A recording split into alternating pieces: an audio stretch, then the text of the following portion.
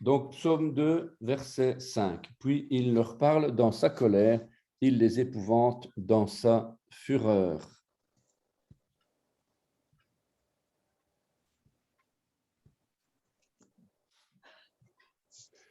Voilà. Je lis. Puis éventuellement, oui, si tu veux bien. As, Yedaber, et Elemo, Beapo, alors Uvararono, Yeva Elemo. Ah non, c'est Yevaha Yeva Alemo. Oui, c'est A. Oui. Donc, puis il les apostrophe dans sa colère et dans son courroux, il les terrifie. Az, c'est un adverbe. Ça veut dire alors, ou dès longtemps, avant-hier, depuis, quand, etc. Ou bien alors c'est une expression logique. Dans ce cas, ainsi. Donc, dans ce cas-ci, ici, c'est plutôt,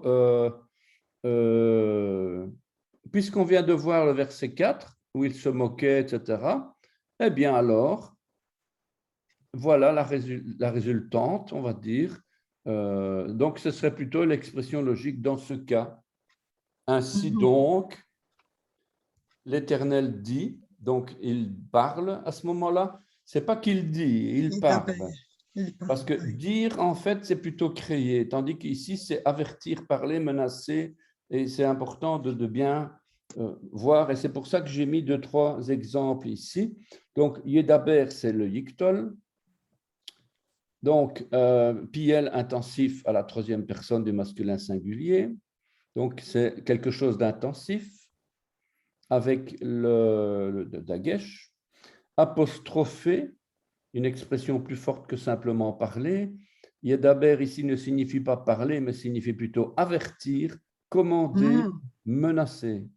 C'est pour ça qu'on a traduit par apostrophé. Parce que sinon, on aurait dit Yedaber, ben c'est parler, quoi. Donc, on aurait dit, puis il parla dans sa colère. C'est pas ça, c'est pas il parla, c'est il parla de manière intensive, ce qui veut dire il commanda, ou il menaça, ou il avertit. Et d'ailleurs, j'ai donné quelques exemples. Puis il leur répondra dans sa colère, c'est pas bon. Puis il leur parlera dans sa colère, c'est mauvais. Donc, c'est pour ça qu'il faut mettre apostropher, menacer ou avertir. Voilà. C'est important de bien faire le lien, la différence, quoi. Ah oui, bien sûr. Ouais.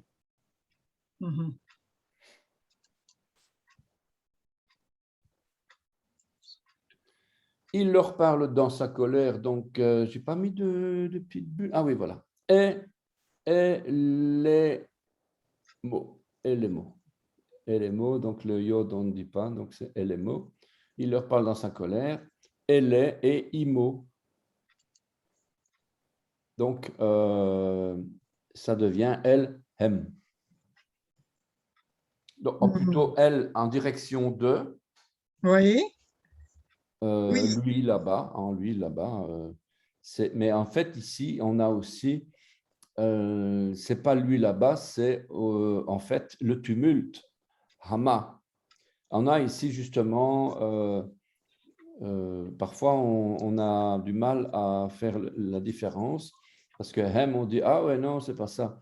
La préposition elle d'abord, c'est en direction de, hein, c'est en, dans, de, sur, près, avec un mouvement ou avec une limite ou avec un déplacement physique, une direction, donc vers ou concernant. Et avec hem, on peut aussi lire contre le tumulte, puisque hama, c'est tumulte, s'agiter, gémir, mugir, hurler. Donc, on a Elemo. Et donc, on a le He qui a sauté, quoi. Hein?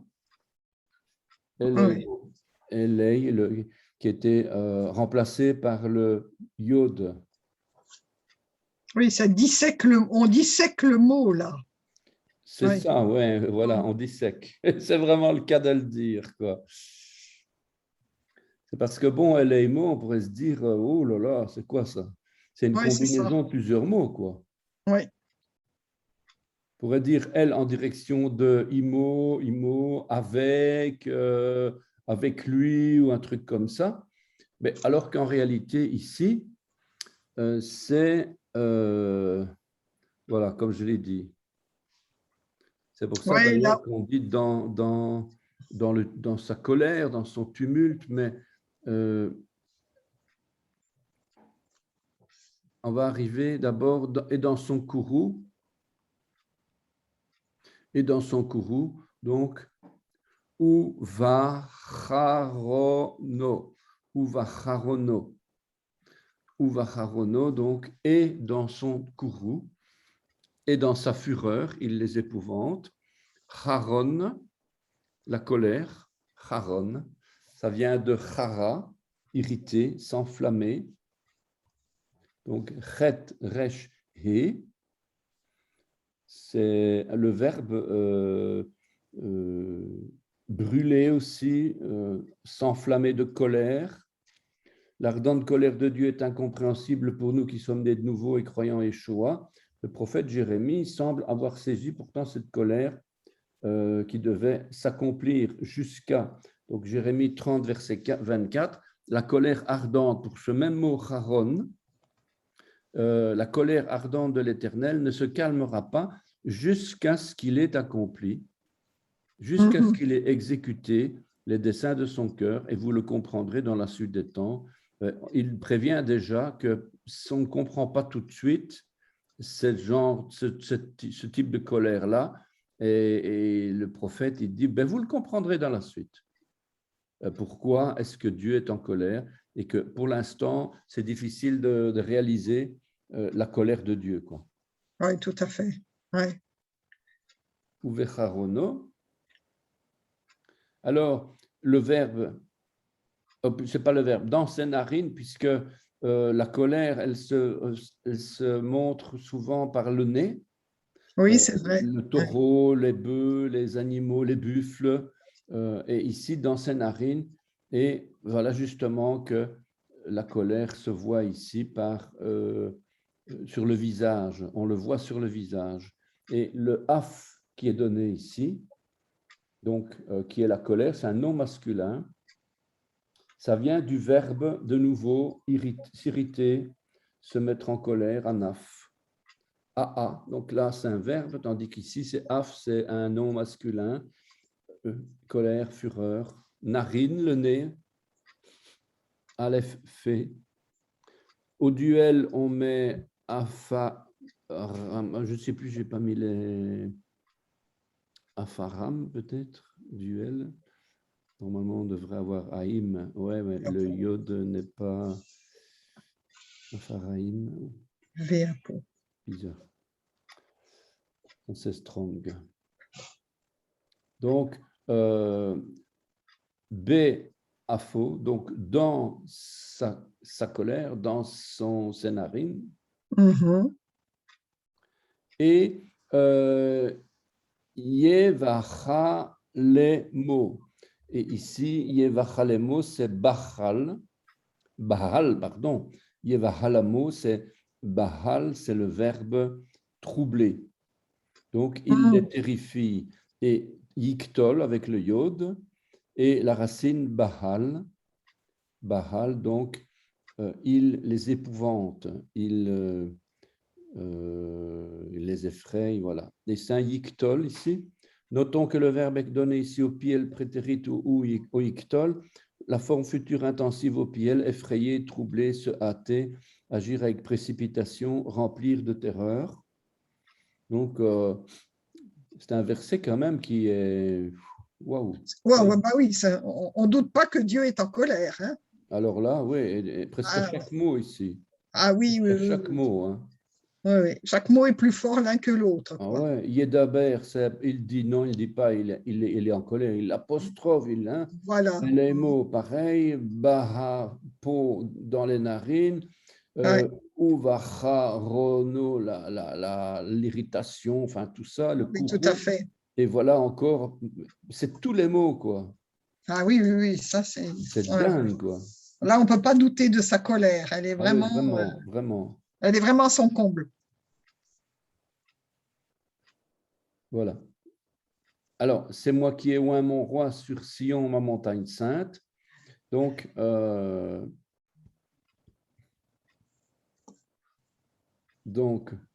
Va'ani. Donc, Va'ani, donc c'est et moi. Mhm, Va'ani.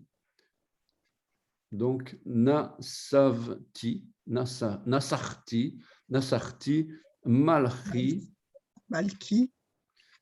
Al, Tzion, Mhm, Har, Kadeshi. Kadesh. Kadeshi. Donc, Har Kadeshi, donc la montagne de ma sainteté. Ce n'est pas la montagne sainte, c'est la montagne de ma sainteté. Ah, c'est Kadeshi, c'est à moi, quoi. Kachi, c'est ma sainteté. Ah ben, on va le voir tout de suite. Je pense que c'est Kodeshi, je ne sais plus. Donc, c'est moi qui ai consacré mon roi sur Sion, ma montagne sainte. Et moi, j'ai oint, bon, j'ai repris les Strong. Hein. Mhm, Alors, Va'ani et moi, contracté en mhm. Vani, Ve'ani qui contracté en Va'ani, et moi, ainsi moi. Alors, Nasarti, c'est le verbe Faire une libation. à la première personne, donc faire une libation. Je répondrai, j'ai consacré, donc puisque ce n'est pas un futur, c'est un passé, donc répondre, j'ai répondu, j'ai versé, j'ai oint, j'ai établi, j'ai fait une alliance. J'ai plutôt oint, c'est plutôt oint. Mhm. Nassarti de Nassar. J'ai offert, j'ai oint un roi. Plusieurs autres mots tirés de la même racine indiquent l'idée de fusion qui couvre Ésaïe 25, 7, parle aussi de tisser, Nassar ou Nassir, de tisser. On parle ici de libation, d'image de fonte, des versets de libation, d'image moulée aussi. Celui qui est oint, offrande de boisson, effusion de vin, d'huile, image de fonte, statue de fonte ou encore de prince couronné, quelqu'un de oint. Et l'idée de fusion qui couvre, ça veut dire que quand on oint quelqu'un, on met de la peinture sur lui. C'est un peu l'idée. Hein. C'est de la peinture ou de l'huile. En tout cas, on le couvre. Sa nature, elle reste ce qu'elle est. Et donc, pour la rendre rituellement pure, on va rituellement au service de son maître, on va le couvrir d'une onction. C'est l'idée, quoi.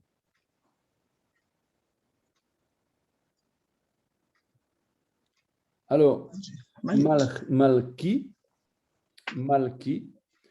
mon roi, Meller.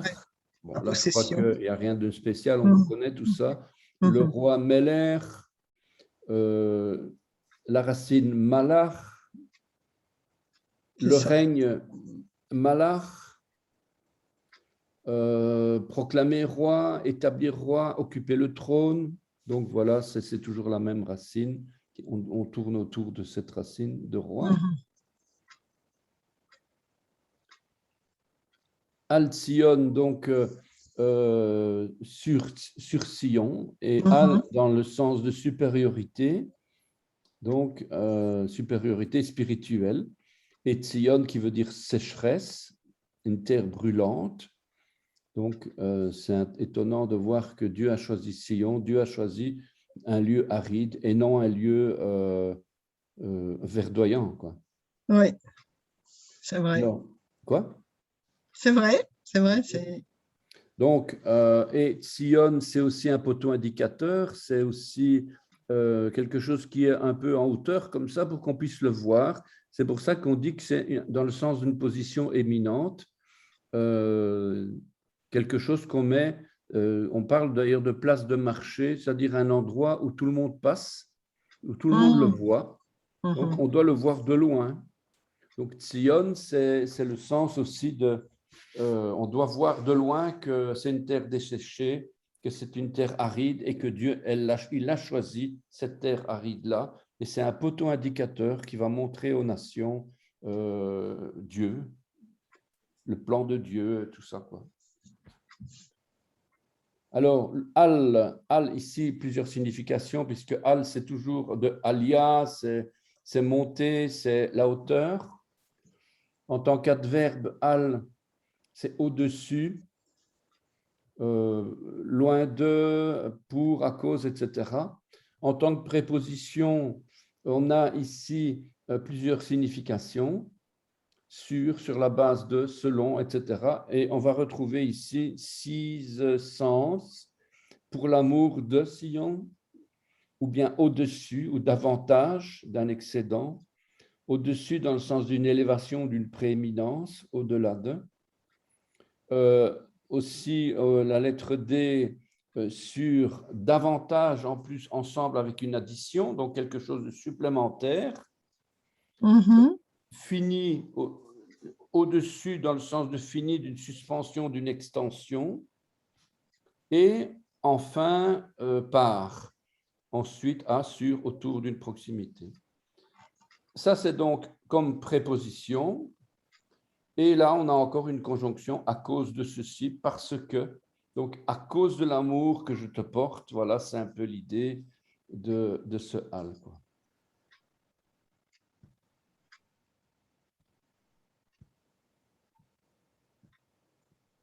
Si on l'a vu, Har Kochi, Har la montagne, Oui. Tavor, la montagne, l'élévation, la colline. Et ce qui est marrant, c'est que Har, c'est une racine, le verbe harar, c'est dessiner. Ah oui. C'est donner une forme, une courbure. Cette montagne n'est pas physique puisqu'elle représente la justice.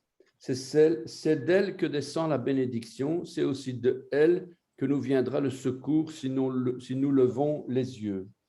Je ne sais pas si je l'ai mis ici, peut-être que je l'ai mis plus loin. Là, c'est Sion, on a vu tout ça. Harar, peut-être que j'ai mis ici. Les montagnes de Sion, Harar, ma montagne, les montagnes, toutes les bêtes des montagnes Harar. Harar. Où est-ce que j'avais mis ça? Que Har, en fait, il est aussi, on parle de la matrice de la femme. Où est-ce que j'ai vu ça? Donc, on a Hermon, quelques définitions de Sion, Har, Kochi, jusqu'à la montagne de Sion qui est l'Hermon.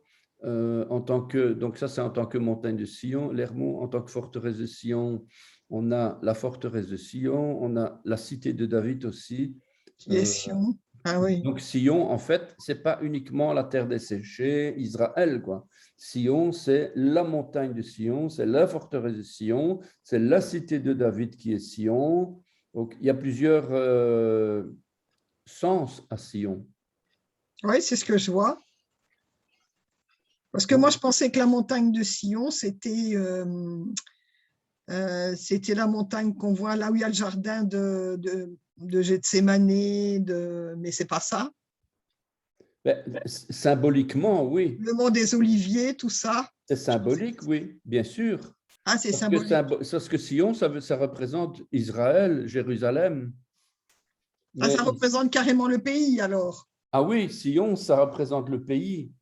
On retourne à Sion, on bat des mains pour Sion, c'est la terre, c'est le Messie, c'est tout. Sion, c'est tout. Donc ici, j'ai donné quelques définitions, mais c'est beaucoup plus vaste, évidemment. Je ne sais pas si j'en avais donné d'autres ici. Ah ben oui, j'en ai d'autres, voilà. Donc, on a Sion, la fille de Jérusalem, Sion, la montagne de Sion, la montagne sainte, la demeure de Dieu. Donc, Sion, c'est beaucoup de choses, évidemment. C'est beaucoup de choses, oui. Ah, oui. la montagne des Sions, des réchappés. J'ai peut-être encore autre chose. Non, c'est tout ce que j'ai trouvé. Donc, j'en ai 1, 2, 3, 4, 5, 6, 7. Bon, il me semble qu'il y en avait plus que ça, mais bon, voilà. Je vais regarder si j'en ai d'autres. Ben ouais, voilà, quoi.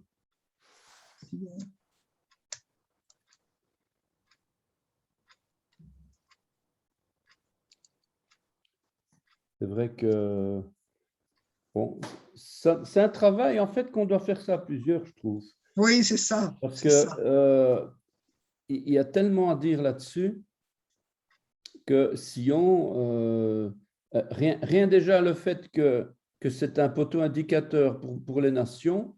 Bon, déjà, Sion, c'est le peuple juif qui est emmené en diaspora, qui va servir de poteau indicateur. Israël, ce que disent les rabbins à un moment donné, parfois, c'est comme un poteau indicateur.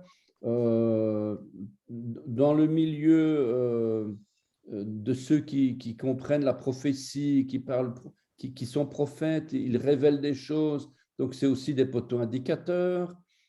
Il y a tellement à dire là-dessus. Et puis il y a Sion, le côté, le figuier, c'est-à-dire Israël terrestre, qui est là, un signe pour les nations que Dieu a accompli sa parole. Voilà, Sion, c'est vraiment un monument aussi. Donc, ce serait très intéressant de faire une étude très Oui, poussée là-dessus, quoi. ouais, parce que je vois dans le psaume 9, il est parlé de la fille de Sion. La fille de Sion, Oui, où est-ce que j'avais mis la fille de Sion? ah, oui. La fille, ah ouais. Ouais, voilà, il y a tellement à dire. Ici, j'en ai mis quelques-uns, et c'est vrai que la fille de Sion, on a la fille de Jérusalem. Ah ben, elle est là, ici. La Vierge, la fille de Sion, ici. Ah oui, voilà, c'est ça. Elle se moque de toi, la Vierge, la fille de Sion. Elle hoche la tête après toi, la fille de Jérusalem. Donc, il y a deux appellations différentes, probablement pour deux raisons différentes. Ce n'est pas donné par hasard que l'un, c'est la fille de Sion et l'autre, c'est la fille de Jérusalem. Ah oui, Mais tout est fait pour un but. Donc, la fille de Sion, c'est encore autre chose. C'est peut-être la même chose que la fille de Jérusalem, mais avec un autre aspect. ouais, c'est ça, avec un autre aspect. Oui. Je vais voir ce qu'ils mettent sur Sion dans les Strong. Non, je n'ai pas les Strong là. Hop. Oh.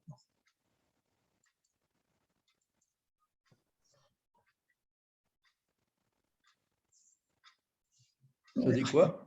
Non, il n'y a rien. Dans les Strong, ils disent un autre nom pour Jérusalem, spécialement dans les livres prophétiques. C'est tout?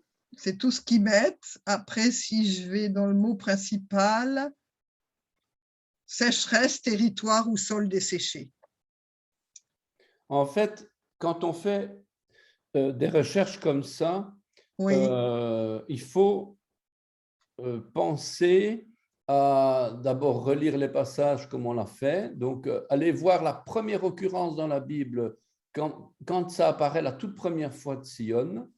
Et Ah, puis, d'accord. c'est voir aussi tous les mots qui commencent par Sion. Et d'ailleurs, j'aurais bien voulu voir, donc je ne sais pas si j'avais si j'avais pas la… Alors là, apparemment, la première fois que ça apparaît, c'est dans Deutéronome 4,48.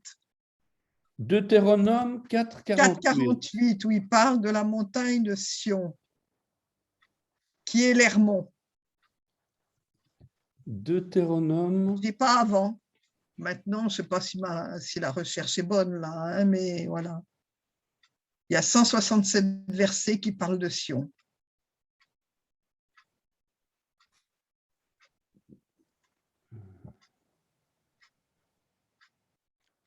Voilà, Deutéronome.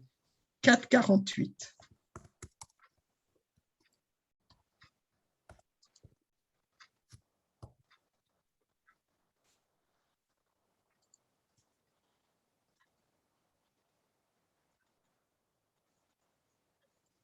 Je vais essayer de prendre l'autre. Leur territoire s'étendait depuis l'Aroer, sur les monts du torrent de l'Arnon jusqu'à la montagne de Sion, qui est l'Hermon, Sion.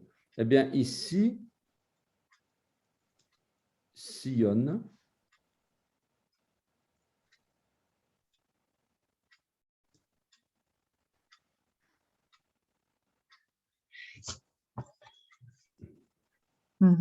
ici, Sion, c'est Oui, avec un samer, un sin,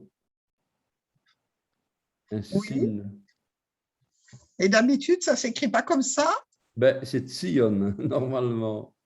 Et ici, c'est Ah, Sion avec sin, yod, on dit un lieu élevé, un autre nom pour le mont Hermon. Si je vais maintenant dans Tsadé, Tsi, Tsi, Tsi, Tsi, est-ce que je vais le trouver celui-là? Si, est-ce que je ne l'ai pas ici? Dans mon document, je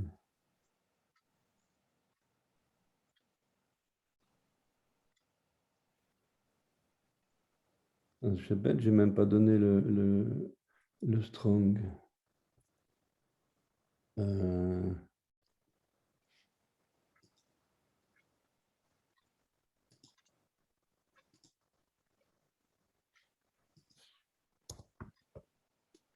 alors, non, c'est tout provision. Voilà, Sion.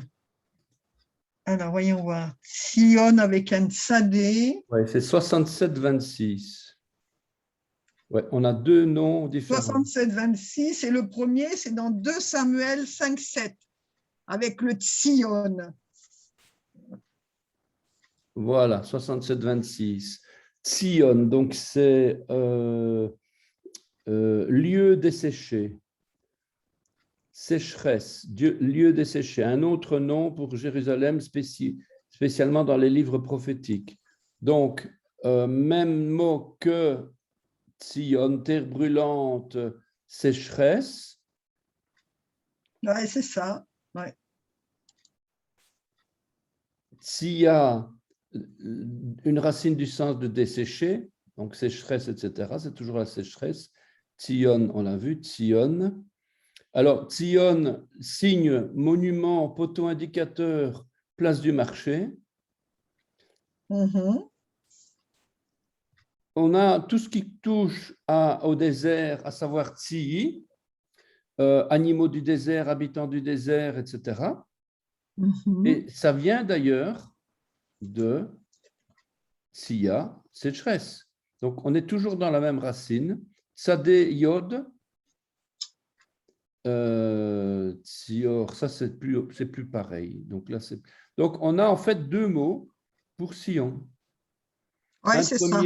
Un premier qui se dit Sion, Sion, comme dans notre Deutéronome 4,48. Oui, c'est ça. Et là, c'est un lieu élevé, un autre nom pour le mont Hermon. Ah, oui. Hein, ça, c'est quelque C'est chose intéressant. hein. Il y en a deux différents. On a deux différents, voilà. Et ça vient de si, s'élever. Ah, ça vient de ci, d'accord. Si, s'élever, hauteur, par orgueil. Et ça vient du même mot que so, sin, vav, aleph, qui vient d'une racine parente du sens de se lever, se soulever les flots, le lever matinal peut-être, je ne sais pas, dans Psaume 89, 10. Ah non, c'est quand les flots se soulèvent. Donc, so, nassa, nasso, so. C'est vraiment marrant, quoi. Donc, on a ici, je reviens en arrière, Sion, donc Sion, un lieu élevé, donc 78-65, donc 78-65, qui est lié indirectement, non, j'allais dire une bêtise. il est lié à Shion, mais non, ça n'a rien à voir. Ici, c'est la destruction, la ruine, ça n'a rien à voir. Siv, non, là, on n'est plus là. Donc, en tout cas, ici, Sion, un lieu élevé, et ça vient de si, de s'élever par orgueil. S'élever dans le sens de... c'est quoi Job 20, il s'élèvera jusqu'aux cieux et que sa tête toucherait aux nues. Quand il s'élèverait jusqu'aux cieux et que sa tête toucherait aux nues, donc, et il n'a pas utilisé le mot roum de s'élever, quoi, élever. Ah oui. C'est vraiment un autre mot. C'est vraiment intéressant de voir que Job, ici, si je clique dessus, voilà, quand il s'élèverait jusqu'aux cieux et que sa tête toucherait aux nues, on parle des méchants. Ah oui. On parle des méchants. Et Dieu, il a mis un nom pour le verbe rien que pour les méchants. C'est pas du tout élève-toi Seigneur, quoi. Ouais. Ici, élever, c'est, s'il veut bien cliquer, on va essayer, en tout cas, c'est là, il s'élèvera, donc c'est, ah non, ah bon, qu'est-ce qu'il dit là?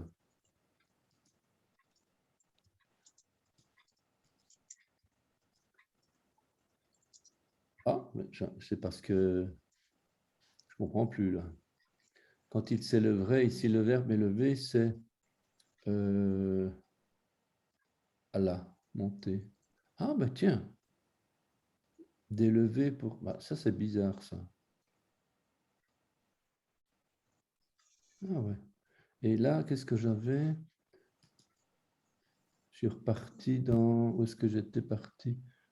Dans Job. Ah oui, Job 20, verset 6. Si. Alors là, je ne comprends plus. Quand on parle de s'élever, donc je vais dans Job 20, verset 6, et je devrais retrouver si. Quand... Ah voilà. Ah oui, mais... Enfin bon, on est en train de dévier fortement là. Hein. Oui, là, bon, c'est moi qui vous ai un peu... Non, non, mais c'est parce qu'en fait, on voit vraiment que Sion, ça pourrait être plutôt de s'élever dans le sens mauvais, en fait. Parce que ici, le verbe, quand il s'élèverait, l'expression nous ramène vers Job, et là, on parle de l'orgueilleux, quoi. Voilà. Alors, je reviens dans...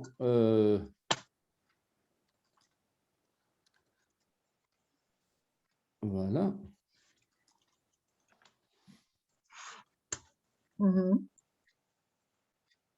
Alors, le moi et moi est précédé de la conjonction de coordination et, donc vav, qui nous montre deux significations au moins. Donc, d'abord, un vav consécutif qui nous demande de relire le verset précédent pour nous rappeler pourquoi il a fallu établir un oin qui allait être sacrifié. Donc, on explique pourquoi est-ce qu'il a fallu que le oin y vienne. Parce que il faut relire là ce qu'il y a avant. Parce qu'il y avait un tumulte parmi les nations, des vaines pensées parmi les peuples, un soulèvement des rois de la terre, un rassemblement des princes contre l'Éternel et contre son oint, et enfin, Dieu qui va les apostropher dans sa colère et dans son courroux, il est terrifié. Donc tout ça fait que, voilà, Dieu dit « et moi », donc il y a une consécutivité. Et puis l'autre sens, c'est le vaf, le clou. Ouais. Pour la mise en place prophétique du sacrifice de la croix pour sauver les perdus et briser l'œuvre de l'ennemi de nos âmes, ce que nous venons de lire pendant 5 versets. Cette lettre Vav signifie le clou et ce n'est pas du tout un hasard si on se trouve ici au 6e verset. Puisque le chiffre 6, c'est précisément la valeur numérique de la lettre Vav. Et que ce verset, j'ai eu la même blague dans un psaume. Ah oui? Exactement la même blague. On parle justement du Vav, la croix, tout ça, et c'est le verset 6. Il n'y a pas de hasard, en fait. Non. Maintenant, on ne peut pas toujours se fier à ça parce que ce n'est pas toujours la lettre Vav, Pardon, ce n'est pas toujours le 6e verset, etc. Quoi. Donc, d'ailleurs, des vaves, on en a partout. Mais n'empêche quoi, hein, cette lettre vav signifie le clou, ce n'est pas du tout un hasard si on se trouve ici au 6e verset, puisque c'est le chiffre 6, la valeur numérique de la lettre vav, et ce verset commence par cette lettre prophétique, 2 lettres vav pour attirer nos regards sur le mystère de l'iniquité et sur le mystère de la croix. Voilà donc les 2 mystères, dont parle l'apôtre Paul, le mystère de l'iniquité et le mystère de la croix. Mon roi, un autre point fort curieux est l'utilisation du pronom possessif mon roi venant de la part de Dieu lui-même. C'est quand même marrant, c'est Dieu qui parle là. Et Dieu dit mon roi. Oui, c'est étonnant. Hein? Oui, c'est étonnant. Donc, il faut savoir d'abord que chaque psaume identifie clairement son auteur. Sauf les psaumes 1, 2, 10, j'ai donné la liste là. On sait donc très bien qui écrit, même si c'est inspiré par le Saint-Esprit. Ouais. Pourtant, parmi les 7 passages bibliques qui utilisent l'expression « mon roi », une seule identifie clairement Dieu, et c'est le psaume 2. Ah oui, d'accord. C'est assez intéressant, hein? Recherche des mon roi. Ouais. Donc, comme on peut le voir, certains des textes n'identifient pas leur auteur. Entre autres, psaume 1 et 2, Dieu qui veut utiliser son Fils aurait très bien pu dire « c'est moi qui ai oint mon Messie » ou encore « c'est moi qui ai oint mon Fils ». L'Éternel, au contraire, va établir son roi, comme s'il se mettait lui-même sous son autorité. On ne peut que constater une chose évidente. Le Père a remis toutes choses entre les mains de son Fils, dans sa deuxième venue. Hein. Ça ne sera que plus tard, au renouvellement de toutes choses, que le Fils de Dieu rendra tout pouvoir et domination à son Père, Dieu éternel. Donc, tout ça, ça n'est que provisoire, évidemment, puisque Yeshua, il va tout remettre en son Père et il va rentrer dans le Père après, puisqu'il est sorti du Père, eh bien après, il va devoir rentrer dans le Père.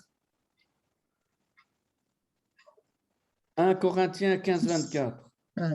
Ensuite viendra la fin, quand il remettra le royaume à celui qui est Dieu et Père, après avoir détruit toute domination, toute autorité et toute puissance. Donc, ces passages décrivent de manière absolument évidente que le Fils est le Fils, le Père, c'est le Père, qu'ils sont distincts. Ils sont distincts. Ouais, le Père, ce n'est pas le Fils, ce n'est pas le Père.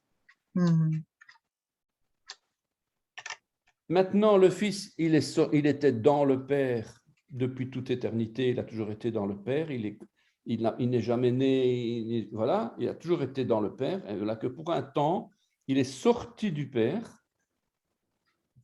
il s'est incarné dans la chair, mais après, il est remonté au ciel avec son corps glorieux, ressuscité, il règne à la droite de son Père. C'est ça, oui.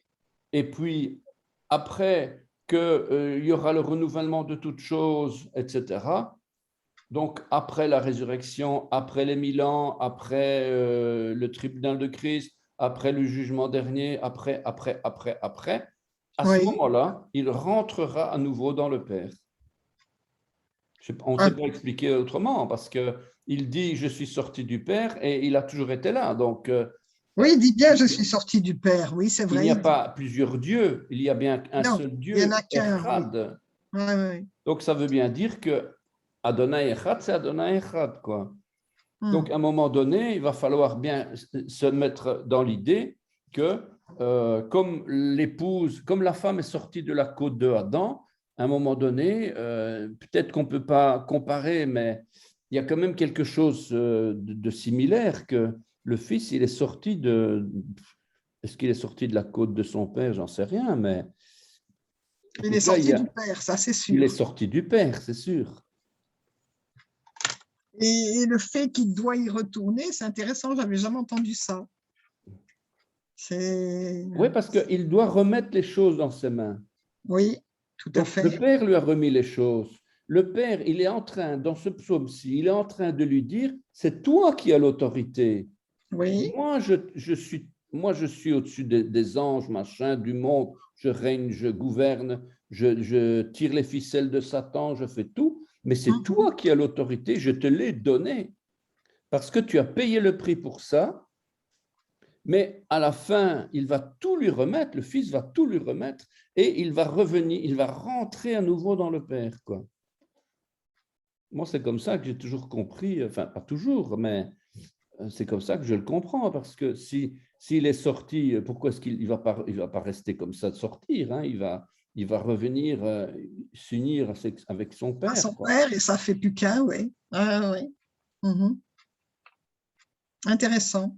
Je Et puis, note il y a parce aussi que, l'esprit dont on ne parle pas, la Ruach HaKodesh, qui est l'esprit de Dieu, qui est encore une oui, autre partie du Père. Peut-être que là aussi, l'esprit va rentrer à nouveau aussi, je ne sais pas. Je ne sais pas. On comprend ce que Dieu veut bien nous montrer et il ne faut ça, pas voilà. aller plus loin que… Il y a des mystères qui, pour le moment, ne nous sont pas encore révélés. Voilà, voilà. En tout cas, moi, j'ai été vraiment troublé de voir que le Père est en train de dire de son Fils, mon roi. Ça m'a complètement interpellé, ça. Hmm. Ah oui, moi, je n'avais pas compris que c'était Dieu qui disait ça à son fils. Et à d'autres versets, le psaume 45, je ne sais plus, où il dit, ton trône, ô Dieu, est éternel. Oui, Et le Père est en train de s'adresser à son Fils en disant, ton trône, ô Dieu, est est éternel. éternel. Ah, Donc, ouais. c'est fort, quoi, ces passages-là. Il y avait encore un autre verset pour dire ton Dieu t'a oint Ah oui, ton Dieu t'a oint par rapport à tes par rapport à semblables. tes collègues. Oui, c'est vrai. Donc, il considère son Père comme son Dieu. Bien sûr, en tant que fils incarné, il considère Dieu comme son Père, c'est sûr. Mais son Père, il est toujours son Père. Hein. Qu'il soit sur terre ou qu'il soit dans les cieux, son Père, ça reste son Père. Hein. Oui, oui, oui. Qu'on ne vienne pas me dire que le Fils est plus grand que le Père. Hein. Le Fils, il est toujours inférieur au Père, quoi. Mais Oui, il est toujours Dieu, c'est il a sûr. toujours fait sa volonté, oui. Tout à Voilà. fait. Ah, C'est ouais. pas parce qu'il est sur terre que tout d'un coup, il doit faire sa volonté, quoi. Mhm.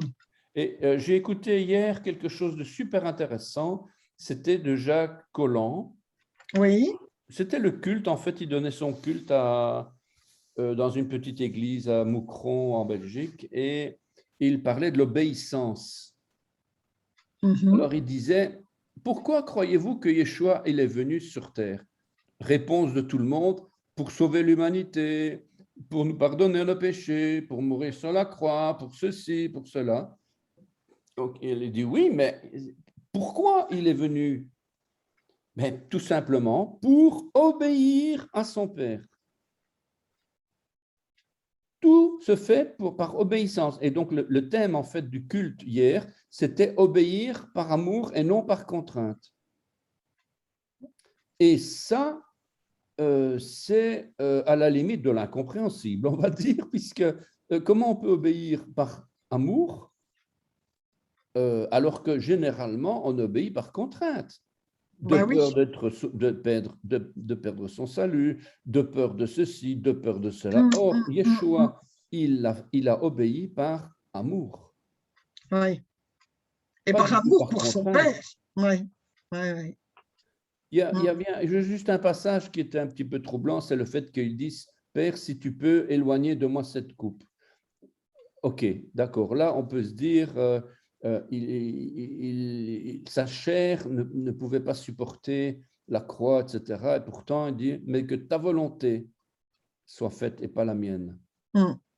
Donc, il y a cette chose-là qui fait que ce n'est pas une contrainte, c'est parce qu'il veut vraiment faire par amour, tellement il aime son père, Mm. tellement il aime, il veut le faire parce que, voilà quoi. Et cette obéissance, c'est par amour. Et ici, on voit ici le père qui le rend son fils, en fait, il dit, tu es mon roi. C'est un truc incroyable, quoi. Mm. En tout cas, quand je lis le verset, on voit bien que c'est Dieu qui parle. Hein. Oui, oui, oui, oui. Oui, oui, tout à fait. Très intéressant. À creuser, à creuser. Vraiment à creuser, voilà. À Oui, creuser. oui, oui, oui. Oui. Voilà, j'ai donné ici tout ce que j'ai dit, c'est-à-dire Psaume 2, verset 6, ce qu'on est en train de dire, c'est Dieu qui parle. C'est moi qui ai oint mon roi sur Sion, ma montagne sainte. Tous les autres, c'est mon roi et mon Dieu, c'est David qui parle, c'est les fils de Corée qui parlent, c'est David qui parle, Psaume 68, c'est Asaph qui parle, Psaume 74, c'est les fils de Corée qui parlent, Psaume 84, et c'est encore David qui parle dans Psaume 145. Donc, on voit bien partout, sauf dans notre psaume ici, que c'est toujours quelqu'un qui dit mon roi, ah Seigneur, tu es mon roi et mon Dieu. Oh Dieu, tu es mon Oui. roi. Eh bien là, psaume 2, verset 6, c'est moi qui ai oint mon roi sur Sion. Donc, il dit encore, c'est moi qui oint mon roi. Qui est-ce qui peut oindre un roi si ce n'est le prophète ou Dieu lui-même, etc. Quoi. Donc, forcément, c'est Dieu qui parle. Quoi. Voilà. Mon roi, mon roi, mon roi. Ah, qu'est-ce que j'avais mis? Le seul cas dans la Bible où Dieu dit qu'il a oint son roi. Voilà. Eh oui. Oui, oui, oui. Le vav, une conjonction de coordination, on avait déjà parlé de ça. La lettre représente tout ce qui est uni. Ah oui, le vav, c'est aussi un lien, évidemment, puisque vav, Oui. c'est relier, c'est pour relier les choses entre elles. C'est pour ça d'ailleurs qu'on parle de consécutivité, c'est que ce qui est après elle doit être relié avec ce qui Avec est ce avant. qu'avant. On va les unir, quoi. On établit un lien pas seulement entre les mots, mais aussi pour former des phrases, les attacher entre elles, pour en faire des paragraphes et joindre ces derniers pour former des chapitres. Cette lettre symbolise la création, l'union, la fécondation, entraînant la naissance et la vie, et aussi la réparation. C'est le sens de cette lettre qui symbolise Yeshua, qui symbolise pourquoi il est venu sur terre.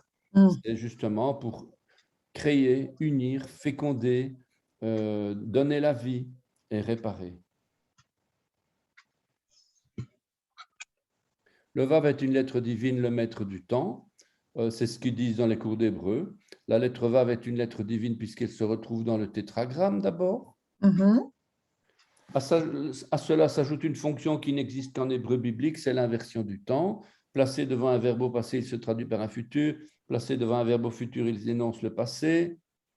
Il dit donc à la fois l'accomplissement et l'inaccomplissement. Et c'est pour cette raison que cette lettre est appelée le maître du temps.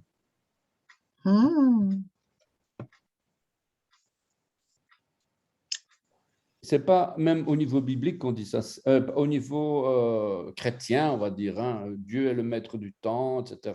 Oui, c'est ça. C'est vraiment au niveau grammatical. Hein. Oui, ça se traduit même sur papier, quoi. Voilà. Pour certaines raisons grammaticales typiques à la Bible, certains mots dans lesquels se trouve la voyelle O ou bien OU peuvent être vocalisés aussi avec ou sans vav. Dans ce dernier cas, le vav est remplacé par un point voyelle, symbole de la croix. Et c'est ça, bon, ça c'est une interprétation tout à fait personnelle, hein, mais on voit que le vav, quand il n'y a pas de voyelle, on est obligé de mettre un vav, sinon on ne sait pas que c'est un O. Et donc, parfois le vav est là, parfois il n'est pas là. Et donc, on remplace à ce moment-là par un point voyelle. Et c'est le symbole de la croix que l'on voit lorsqu'on voit le vav, pour les croyants Yeshua, soit il est invisible parce que les Juifs orthodoxes n'y croient pas encore, ils n'ont pas encore cette révélation, mais en tout cas, la croix, elle est quand même là. Amen. Ouais. Le O, il est quand même là. Le cholam, le point voyelle qui remplace le vav, il est toujours là. Et donc, c'est pas parce qu'ils n'y croient pas que Yeshua n'a pas payé pour eux et qu'il n'a pas en réserve le salut de Israël, quoi. Donc, il a le salut en réserve pour Israël. Tout Israël sera sauvé. Donc, ça montre bien que la grammaire le montre bien, quoi. Et moi, j'ai établi mon roi. En hébreu, il existe 2 moi, Anochi et Ani. Ani et Anochi. Ani, c'est moi, je, ta servante, voici, je, etc. Anochi, c'est un pronom, toujours pronom personnel, pronom primaire. Ani définit la personne, le je, le titre, l'action. Anochi, je suis Dieu, ça définit l'essence de la personne, son moi profond. Et c'est plutôt uniquement, c'est dans la Bible qu'on le retrouve, quoi. Anochi Adonai, c'est moi qui suis Dieu. Je suis Dieu, moi je suis Dieu. On ne va pas dire Ani Adonai. Oui, on le voit d'ailleurs, Ani Adonai. Ani Adonai, oui. Mais ici, Anochi Adonai, c'est moi qui suis Dieu. C'est tout à fait Il n'y différent. en a pas d'autre, oui. Voilà. Exemple, hein, j'ai donné ici Genèse 3:10. J'ai eu peur parce que je suis nu. Donc, on voit que c'est Adam qui parle. Donc, ce n'est pas réservé uniquement à Dieu. C'est parce que moi, je suis nu et que je me suis caché. Ou bien Abraham reprit et dit, voici, j'ai osé parler au Seigneur et moi qui ne suis que poudre. Et moi qui ne suis que poudre. Ça veut dire, on revient vraiment à moi, quoi. Exode 20, je suis l'Éternel, ton Dieu, voilà, et ça c'est l'Éternel qui parle. Anochi Adonai Elohecha, Asher Otse Ticha. Voilà. 1 Samuel 12, 23, loin de moi aussi de péché. Voilà. On va peut-être s'arrêter là. On va s'arrêter là, puisqu'on a quand même fini, quand même 2 versets. Oui. Merci beaucoup. Malgré Et le excusez-moi temps, encore du retard. Voilà. Ah, mais il est déjà 13 heures. Oh là là. bien oui, excusez-moi du retard. Voilà, bon appétit. Merci, vous de même. Merci pour ces partages. C'est intéressant de pouvoir rentrer dans la parole et voyager dedans comme ça. Tout à fait, tout à C'est fait. très riche. Hein. Shalom à vous. Shalom, bonne Shavuot Tov. Shavuot tov, bonne semaine. Merci.